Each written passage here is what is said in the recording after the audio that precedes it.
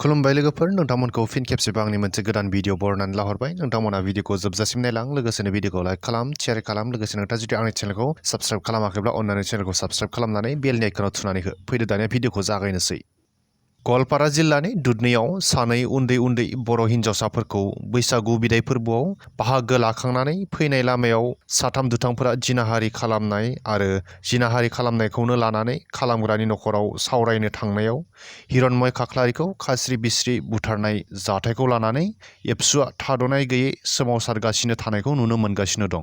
एबसुआ जिनाहारि खालामनाय मुगैथाव जाथाय खालामग्रा धन आली तालुकदार बाहार आली आरो रहमान आली लोगोसे बुथारनाय जाथायाव लोब्बा थानाय शेखबर आली आरो पारमिना बेगमखौ फासिनि साजा होनायजों लोगोसे बिसोरनि न'-बांखौ सिफायनानै होनांगौ होननानै दाबि खालामबोगासिनो दंमोन।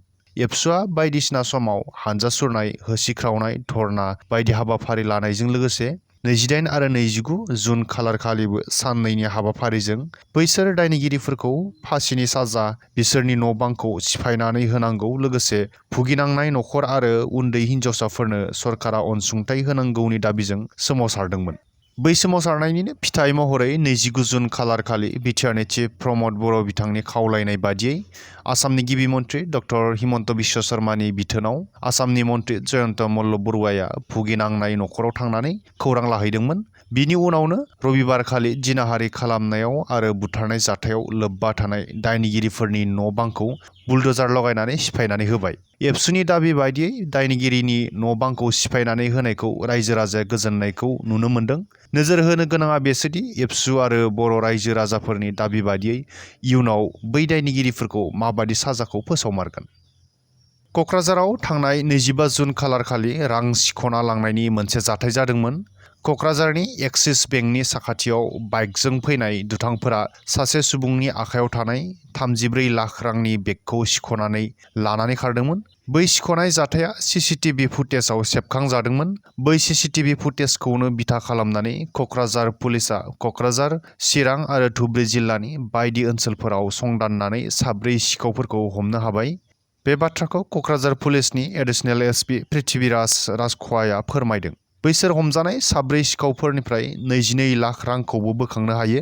सिख'नानै खावनाय जाथायाव लोब्बा गोनां सिखावफोरखौ हमनो हानायनि अनगायै बिसोरजोंनो लोब्बा थाफाबावनाय सिखावफोरखौ हमनो दंबावो आरो बैसोरखौ हमनो हायोब्लानो थाबोबावनाय रांफोरखौबो बोखांनो हागोन होननानै फोरमायनायजों लोगोसे बैसोर सिखावफोरा सोर बैखौ फोरमायनायनिफ्राय गोजानाव थाथ'यो क'क्राझार पुलिसआ। 1 जुलाइ थामहिनबा दिनैनिफ्राय हादराव मोनथाम गोनांथार आयेन खान्थिफोरा बाहायजासिगोन। बैफोर जाबाय भारतीय न्याय संहिता (BNS), भारतीय नागरिक सुरक्षा संहिता (BNSS) आरो भारतीय सुरक्षा अधिनियम (BSA). मख'जानाय गोदान दायनिगिरि आयेन खान्थिया 1 जुलाइ समबारखालिनिफ्राय हादराव बाहायजासिगोन।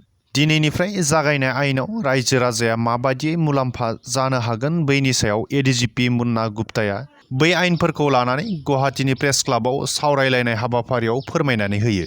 बिथाङा फोरमायनाय बादिब्ला न्याय संहितानि सिङाव मानसि बुथारनाय, हिट एन्ड रान, थगायनानै सासे आइजोखौ आथोनारि नासयनाय, थगायनाय, नंखाय रादाब फोसावनाय बायदि मोन 20 गोदान दायनि साजाफोरखौ थिसननाय जादों। बिथाङा फोरमायबावनाय बादिब्ला बे बारनिफ्राय पुलिस थानायाव थाङाबालानो अनलाइन एजाहार होनो हागोन। एजाहार होखांनाय उनाव सानथामनि गेजेराव एजाहाराव सागान होनायजों लोगोसे पुलिसफोरा 90 साननि गेजेराव संदाननाया बेसेबां दावगादों बैनि सायाव एजाहार होग्रानो फोरमायनांगोन। बैफोरखौ एडिजिपि मुन्ना गुप्ताया फोरमायनानै होयो। बै गोदान आयेना British era Indian penal code, criminal procedure code आरो इन्डियान एभिडेन्स एक्टनि जायगाखौ लागोन। फ्रेन्ड्स, दिनैनि बे भिडिअखौ आं बेखिनियावनो फोजोबथ'बाय।